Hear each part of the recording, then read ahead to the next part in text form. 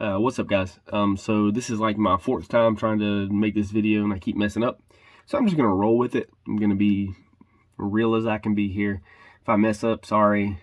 Just skip through the parts where I mess up. So I'm doing this video to kind of share my experience with basic training in AIT. I am 28 years old. When I enlisted, I was 27. I had just turned 27 in August of 2020. I'll be turning 29 in July of this year. Anyway, I joined a little bit later than most, as you can tell by my age. So the way it worked for me, the COVID pandemic, made it where I was having to work from home, which was great. So I had started a new job in February of 2020, and then COVID happened in March of 2020. My commute was about an hour and a half to the office. But I was an overweight dude. I was 250 pounds. I've been overweight my whole life. So COVID came around, and I was working from home, so started losing weight. I looked into Nutrisystem, and I did that for about 2 or 3 months. Lost about 60 pounds, and then I realized that opportunities had opened back up for me. And I had always wanted to join the military, and my wife said that she was, not super happy about the idea of me being gone, but she would support me through the whole process. So I went and talked to the recruiter and told him that I wanted to do the reserves. He kind of pushed for active duty, which I think is normal. But I explained to him I wasn't joining for money. I have a stable job, good income. I just wanted to serve. I know it sounds corny, but to serve the country, serve my country, and just have more of a sense of purpose. And when I explained it to him that way, he understood, and we did all the paperwork. I did the practice ASVAB in his office. I did pretty well in that. I ended up with 79 on the real deal. When I had to do the PICAT, that's like it's the ASVAB, but you can do the actual test in the recruiter's office, and then you go to a testing center and actually verify your results. So it's essentially the same questions, but they have you do it again to verify that you're the one that took the test, I guess. It kind of sucked for me because I drove an hour and a half to a testing center, and they said I wasn't on the roster, so I couldn't do it. Then I had to do it at MEPS. But anyway, I went to MEPS a couple weeks later after that little incident where I went to a testing center and I wasn't on the roster. That whole thing wasn't a big deal, but I went to MEPS. They have you do the duck walk and all that good stuff, and I was in the delayed entry program. So it was 7 months after I enlisted before I left. So 7 whole months went by before I left. So I enlisted in August of 2020, and I left March 22nd. I went to the MEPS hotel March 22nd and shipped out the next morning, March 23rd. And when I got to MEPS, there was a bunch of other people there, obviously. And the very first thing they had us do when we got off the bus was the COVID test. So it was my first time ever doing that. And I was surprised that they shoved that thing way up in there. Way up in there. I'm sure that by now a lot of people have gone through that. But it was cold out in Missouri. So let me back up just a little bit. I'm a 31 Echo. That's my MOS. So that's kind of like a 31 Bravo. It's still like we had to learn the MP, the military police song and all that good stuff. Anyway, so that's where you go when you're a 31 Echo. You go to Fort Leonard Wood. And I went there for basic training and AIT. So I'm from North Carolina. It was about a 2-hour flight from Charlotte to St. Louis. So we get to St. Louis. Let me back up just a little bit more.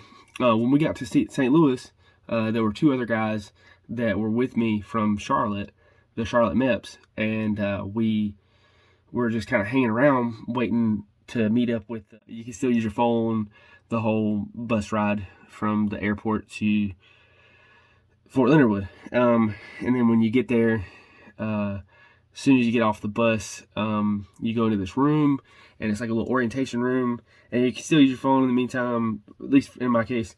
in the meantime, and then until they tell you that you have to turn them in. And then you go through this whole process. It takes forever. It seems like it takes forever because they do the little initial orientation for you. You have to like look over some documents, and they talk about contraband, give you an opportunity to get rid of all your contraband if you have any. And we had to wait on another group to get there, another bus of people. And we finally got all that done. And by the time we got that done, we had gotten to the to Fort Leonard Wood at like 11 or 12 at night, and we did not go to bed until the following night. So we were up for like, I know for me, I was up for like 39 hours. I don't know if they do that by design or not. I think they do, to kind of get you into that soldier mentality, which it sucks in the moment, but it's you know what you're there to do. Yeah, you got to kind of break your civilian mentality, and it takes a while to really do that for some people. I know it did for me. It took a couple weeks to stop missing home. Well, I still missed home, but to kind of not dwell on it, because you got to embrace the suck. You'll learn that you embrace the suck. So anyway, after we got all that the initial little orientation stuff done, we did a COVID test, which sucked. We got that out of the way, and then we did paperwork, and the whole time that's reception. That's where you're going for reception. And I like to look at it like purgatory. You're not really doing anything for that week other than paperwork. You're doing paperwork, getting everything in order, making sure your pay's right, making sure that you've got a CAC, making sure that you get your ID tags, your dog tags, getting all that in processing done. And that takes about a week. It did for us anyway. And it sucked to see some of these people that have been there for weeks or months.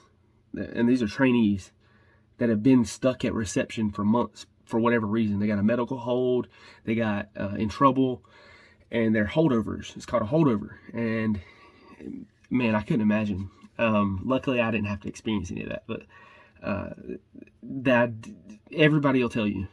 At least I think everybody will tell you. Reception is terrible. That's the worst part of basic training in AIT, at least in my case. So we at reception, you're doing all that. You're kind of getting a taste for my food tastes better when my heels are together. You'll learn that.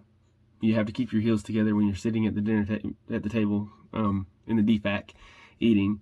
You can't talk when you're eating or in line. And that's really when it starts to hit home for you. It starts to really sink in, like, oh man, if you're going to have your moment of doubt about why you did this and, wondering if you made the right choice or not, it's going to be at reception. You'll have a few more moments like that, but you just got to tough it out. You're there. The quickest way home is to graduate. Now, you think that that's a joke? Once you get there, you'll see. So if you change your mind, if you make it all the way to wherever you're going, whether it's Fort Benning or wherever you end up going for your basic training in AIT, if you get there and you're like, you know what, this isn't for me, I quit. They're not going to say, okay, you can go home. Just sign these papers and go home. No harm, no foul. You'll get to go home eventually. But there was a guy that was on that bus with me, right? Went through reception and all that good stuff. We were at reception, and he got COVID right when we got to basic training. Like right 2 days into basic training, he got COVID, and he decided that basic training, the Army, wasn't for him. And that's fine, but he was still there when I graduated. And I'm not joking. When I say graduated, I mean graduated from AIT. So basic training is 10 weeks, and then you have AIT, which can vary. But for me, it was 17 weeks, and he was still there when I left. Okay, he was an 18-year-old kid, he's a really nice dude, but he decided it wasn't for him, and he just decided too late that it wasn't for him. And he was stuck there all that time, and you're in limbo, and you get to watch everybody else train, and they still use you to get things done. You're still going to be productive, as productive as possible while you're there. You're not just going to get to lounge around on your phone. No, you're treated like a trainee still, but you're not training, and you're just standing there watching everybody else progress and get to do cool stuff like throw grenades and go through the gas chamber, all that good stuff, and you're just kind of sitting there, you know. And that's terrible. I felt really bad that he was having to go through that. So do not wait until you get there to change your mind. Okay?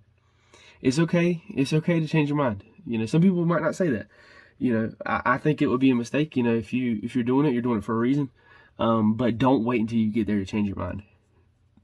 Change your mind before you get anywhere close to shipping out. But anyway, so at reception, it was really cool. I got a lot of cool stories about reception, but I would not do that part again, because you're sleep deprived. You know, like I said, 39 hours of being awake, not really doing much but paperwork and like. Anyway, that place will give you nightmares. But so when we got done with reception, obviously you go to actual basic training. Yeah, it's awesome. It's exciting. So you've already gotten issued all of your, most of your gear and stuff. You get your PTs and your OCPs, your cap, your PC, all that good stuff. So you're starting to feel like, I'm doing something. I'm actually here for a reason. But when you get to basic training, they don't have the shark attack anymore. At least as of the time that I was there, they didn't have it. The Army changes, so they might end up bringing it back at some point. I don't know. I'm a little man on the totem pole. But they do have you do the first 100 yards, which is like, it's a team building thing. They still yell. Don't get me wrong. They still yell at you. And it's hectic. It's meant to be that way. You're not going to be able to do anything right when you first get there. And that's just the way it is. They've got to break you down as a civilian and build you back up as a soldier. And I know that you may have heard that before, but that really is the truth. They've got to break that mentality from you, or you won't be successful. If your mind's elsewhere, if you're still thinking like you did before you came in, I don't know, you're not gonna have a good time. So that was kind of cool. The senior drill sergeant got up there after we did our first 100 yards, and he gave a motivational little speech, and that was pretty cool. I really, I don't know what to say about that, but it was that part was cool. And then the next day, my first morning at basic training, I messed up, guys. So I'm not a mess up, I make mistakes, but I'm not like, I knew what I was there for, so I thought I was doing the right thing. I'm gonna be great. I'm gonna just follow the rules and do what I'm told, and I'll be great. Man, time works different there. You have to be hopping and popping. You gotta be on your game. Okay, so and some guys had no problems the entire time, which was a very small amount. You're gonna mess up eventually. But I forgot my my tan t-shirt under my OCPs. I didn't have time. Like I realized too late. Like I had put my top on, and then I realized I didn't have it underneath, because you got when you first get there, everything moves a lot faster. You got to be moving a lot faster. As time goes on, you're in red phase, white phase, and blue phase. Red phase is the one where you got to really prove yourself. And I forgot my undershirt. Anyway, drill sergeant noticed that. I thought I could maybe slip by. Nah, he was like, "Where's your tan shirt, trainee?" As I forgot it, drill sergeant. And he was like, "Anybody else forget their shit?" And this guy I didn't know, he ended up being my battle buddy. Being my buddy.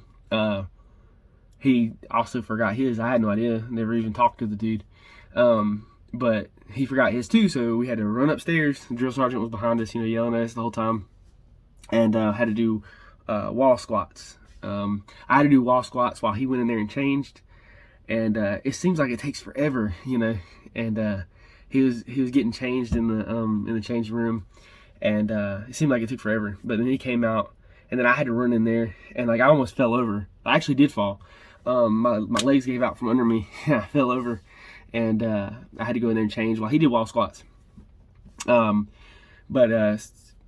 It sucked in the moment. I was like, what in the hell did I do? Why am I here? But looking back on it, it's actually good memories. The worst days there end up being good memories, and it's weird how that works. But they say embrace the suck. But that was my first day, my first official morning at basic training. It kind of sucked, but we got through that part. I see this video has been going on for about 18 minutes now. I don't want to drag it on and make it too boring. Don't want to gum things up too much. But that was my initial experience with basic training and reception. Now, I'll upload this one as a part 1, and then I'll wait a little bit and I'll do part 2. And if you have any questions about my experience or anything at all, leave a comment below and I'll be happy to help. All right. Peace.